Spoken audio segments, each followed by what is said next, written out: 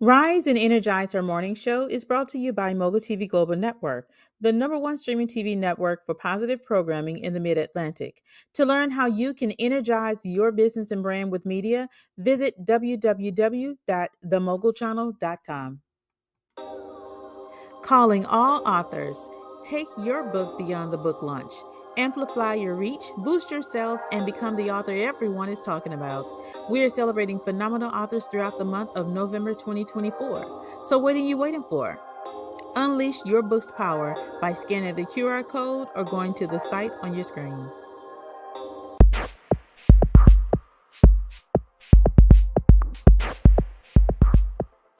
Hello, everyone, and welcome to Affirmative Action. I hope you're having a great week so far. You already know the spiel, not affirmative action that's associated with discrimination, but where we affirm the actions of those in our community who are taking strides and steps to help better the legal community and aspects that are not related to the legal field.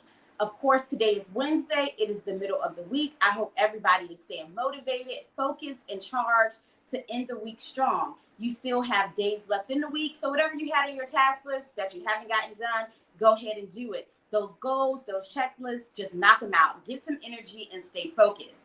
On today's segment, we are highlighting a young lady by the name of Elizabeth Harper. Elizabeth Harper is a second L at Regent University. I met Elizabeth over 2 or 3 years ago where she was coming out of undergrad. Since that time, she has successfully completed internships in law firms as well as with the city of Chesapeake and is now a second L at Regent University, where she just told us that she is also now part of their mock trial team. So congratulations to Liz. You are now in your second year, only one more year to go, and we are looking forward to seeing all that you're going to bring to the community.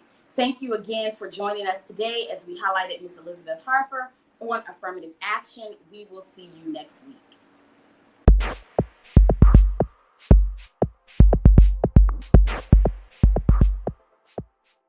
This November, don't miss an exclusive opportunity to connect with Damon Cunningham, CEO of Enfusion TV Network, in a powerful online meeting designed for content creators like you. Learn how you can bring your voice to the world and create a podcast on our dynamic streaming TV channel.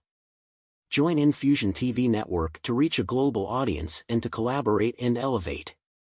Build relationships with like-minded creators, gain access to valuable resources, and take your content production to the next level. Spots are limited. Reserve your place now and let's grow together in the exciting world of streaming media.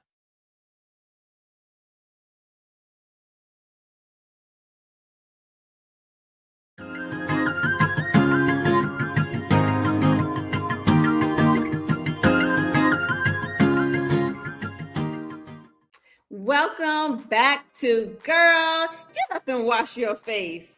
Today, I want to share some inspiring stories of healing and hope. Well, hopefully I can get to 2, but if not, I'm going to at least share with you this one special story about our girl, Oprah Winfrey. So this story is all about how she was able to rise from the ashes. One powerful, real story. I'm not talking about make-believe, but we're talking about the one and only Oprah Winfrey, how she was able to overcome trauma, okay? She's a well-known figure. We know who she is. Like, she always speaks about her story and her upbringing, how she was able to transform her trauma into success, her purpose, and joy. And so Oprah, she grew up in poverty in Mississippi. She was living with her grandmother under very harsh conditions. And at a very young age, she experienced some significant abuse and neglect. Oprah has shared her story. She is not ashamed of it. And I don't want you to be ashamed of your story either. A part of her story was that she was sexually abused by multiple family members and others in her community, starting at the age of 9. And by the time she was 14, she became pregnant and she gave birth to a child who sadly passed away. And it really broke her heart. Even though she was a little girl herself having this baby, we know how it is for some of us to be able to carry a baby, we become one with that child. And losing a baby at 14 was very hard for her. It was a very traumatic experience, and it really could have derailed her life, leading to deep feelings of shame, anger, and low self-esteem. And let's not forget about embarrassment.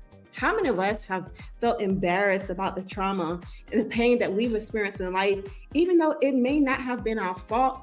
We may not have put ourselves in position for this trauma to affect our lives, but we still carry that shame and embarrassment with us. And with Oprah, instead of allowing these experiences to define her, Oprah began a path of resilience and healing. Oprah Winfrey, I wish I could have had her on this show, but she turned her pain into her purpose by using her personal experiences of trauma and adversity as fuel for growth, empowerment, and a lifelong mission to help others overcome their own struggles. And this is how she did it. One, she was able to embrace vulnerability and share her story. Like I said, she's been very open about the experience that she had with abuse, poverty, and loss, breaking the silence around topics that a lot of us may feel like is stigmatized. But by discussing her trauma publicly on her talk show and in interviews, she's helped so many other people realize that they were not alone in their suffering, that her willingness to be vulnerable allowed people to connect with her in so many different levels, turning her pain into a bridge for empathy and for healing. Two, she was able to create a platform for healing. And I can relate with her on that. I created my I Am Healed Academy based on the trauma and the pain that I experienced. And being able to turn my pain into my purpose, I started I Am Healed Academy to help other coaches be able to help others to heal from relationship trauma, from abuse, from childhood trauma. And this is what Oprah Winfrey did. Through the Oprah Winfrey Show, Oprah used her platform to bring attention to issues such as sexual abuse, mental health, and personal growth. And she invited so many others to share their own stories of overcoming trauma, and then also offering her viewers practical advice and emotional support. Three, she was able to advocate through education and for education. I've heard so many times Oprah, she really does credit education for saving her life. And as a child, she found this peace in books and learning, which gave her the hope and determination to rise above her circumstances. She later channeled this belief in building businesses. And I know she started an academy called Oprah Winfrey Leadership Academy for girls in South Africa, providing educational opportunities for disadvantaged girls.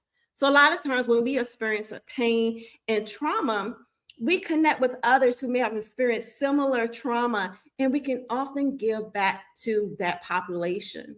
That's what I want to call empowering others to heal. Number four, Oprah's mission became about more than just sharing her own story. It became about helping others to heal from their pain and to be able to embrace their potential. So through her shows, her books, Oprah's book club, she introduced millions to self-help concepts, spiritual leaders, and really transformative ideas. She encouraged people to face their past and to use it as a stepping stone towards a brighter future. Number five, she was able to turn her wounds into wisdom. What does that mean? That means that she was able to reframe her traumatic experiences as sources of strength and wisdom, learning important lessons. We're supposed to learn from not just our mistakes, but learn from our trauma. And this is what she did to help motivate others to transform. We know that Oprah is a giver and she loves giving back. And through her efforts, Oprah turned her early pain into a powerful force for good. Her life is a testament to how someone can take the darkest moments of their life and use them as a catalyst to inspire and uplift others. I can't really get into my second story today, but we all heard the story of Hagar. Hagar was Sarah and Abraham's handmaid, and she too experienced trauma. Yes, she is the mother of Ishmael. And Ishmael is another one just as big and popular as Jacob because he's a part of the promise. But because of Hagar's trauma of how she got pregnant, God was able to turn her pain into her purpose. And so many blessings and promises came through Hagar, through Ishmael. So ask yourself, how can you turn your pain into your purpose?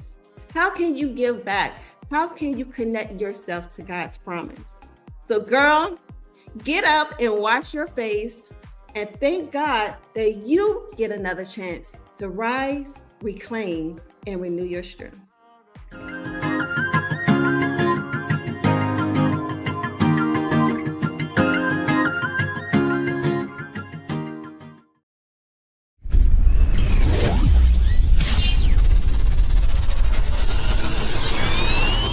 Melanie never imagined the day would come when her world would unravel. After years of building a life with her high school sweetheart, her dreams shattered when he handed her the unexpected divorce papers. The love she thought would last forever was suddenly gone.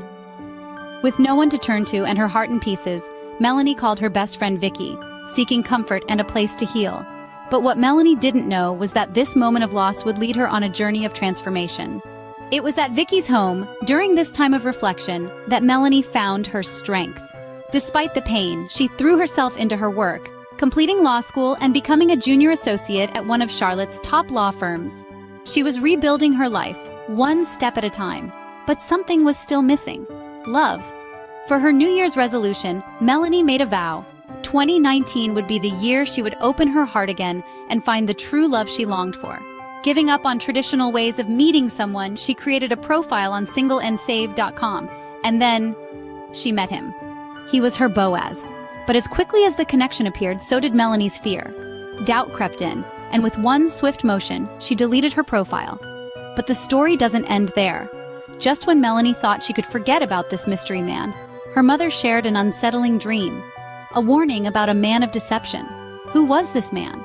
Was he her true love, or was he the man of deception her mother had feared? Melanie was faced with a choice. Should she follow her heart or trust the warning in her mother's dream? Now, Melanie must navigate love, loss, and faith as she seeks to uncover the truth.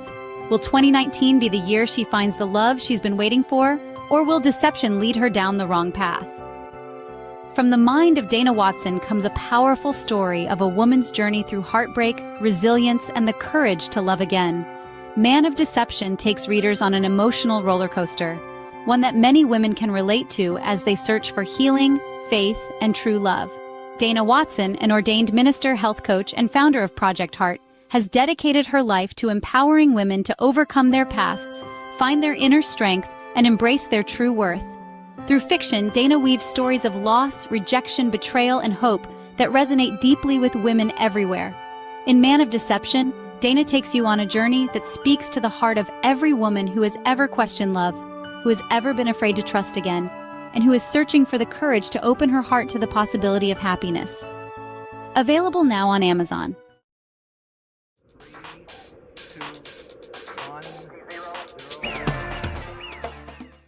All right, welcome to Healthy Chats. I'm your host, Carleeka Basnight-Menendez. Yes, all of that. And today we're talking about develop an effort attitude. And you may be thinking, what is effort? I'm so glad you asked. And so effort, there are 3 parts to it. And you can add another F to it if you would like. But for me, these 3 things got me started and they keep me going. Number 1 is faith it. What are you believing for? What does your faith walk look like? Do you need to ignite it? Do you need to elevate it? Because I definitely understand at times where your faith can get a little weary. You can have seeds of doubt placed in your mind, right? And then you're thinking like, is this ever going to come to pass? Is this ever going to manifest? And I'm here to tell you, yes. So level up on your faith game. Keep believing, keep walking by faith. You know, the Bible says we walk by faith and not by sight. And so keep your eyes on the prize. I know that sounds a little cliche, but keep pressing forward. Keep believing, keep walking in it, keep seeing yourself. I hear people say you got to see it before you see it, right? You got to believe it even when it hasn't manifested. And the second thing is face it. The reality of it is we all have challenges, right? I know I've had my share of challenges, and I don't know what that next challenge in my life may be, but we got to face it head on. We can't keep sweeping things under the rug. We can't keep ignoring things. We cannot just keep walking around not addressing things, because it is time for you to face that trauma. It is time for you to face yourself. It is time for you to face the problem, handle it like never before. And so you got to face it. Right? For too long, we've turned our back. For too long, we've like, okay, I'm just going to let that go. For too long, we've compacted and buried things. For too long, we've been silent. For too long, we've been sick. Right? We haven't been able to speak up. We haven't been able to stand up. But now is your time to face it head on. And so we're talking about how to develop an effort attitude. Right? Sometimes we have some self-doubt. Sometimes we have, imposter syndrome, where we're so far in our head that we don't even move and we start to procrastinate. And I'm here to tell you, I get it. I understand. I've definitely been there. And so I have to tell myself, you know what? F it. Send the email. F it. Go for it. F it. Create the event, right? When I sometimes overthink things and get in my head about what God has given me to do. So face it. You got this. Like, for real. You got this. And the last thing is fulfill it. Can I put you on a secret and put you on game? No one, and I mean no one, can fulfill your purpose. What God has given you, yes, you, what He's given you, no one else can do it. What the vision that He's given you, no one else can fulfill it. And so what are you waiting on? Are you saying, I'm afraid? Are you thinking you don't have the resources? Are you thinking that you're not enough? Are you thinking that, what, me? You want me to do that? Absolutely. He wants you to do that. He wants you to go forward. And the gifts and the talents that He's placed in you, whether it's 1, 2, 3, 4, 5, or even 10, right? We do not have time to sit and waste those talents. And I know sometimes we just think like, I'm not qualified. How can I do this? I don't have the support. You do. Everything you need is already in you. Everything you need is already in you. Yes, I said that again because I really want that to get deep, deep within you, that I have everything I need to fulfill my purpose. You got to be a full out participant in your own purpose. And I know sometimes we get upset or we think like those who should be supporting us, let me say those that we think should be supporting us, those may not be the people. But I can rest assured on this journey, when you develop an effort attitude, the people, the resources, and everything you need is right there. So go out today. I want you to stand in front of the mirror. Right? The next time you're in front of the mirror, I need you to get like a little attitude with it, get a little sassy, a little fire behind it, and say, you know what, F it, I'm going for it. F it, I'm going to put in the proposal. F it, I'm going to create the event. F it, I'm going to write the book. And develop your effort attitude. You got to faith it. You got to face it. And it is your responsibility to fulfill your purpose. All right, you all, remember, when you elevate your health, you will elevate your life. And so let's level up.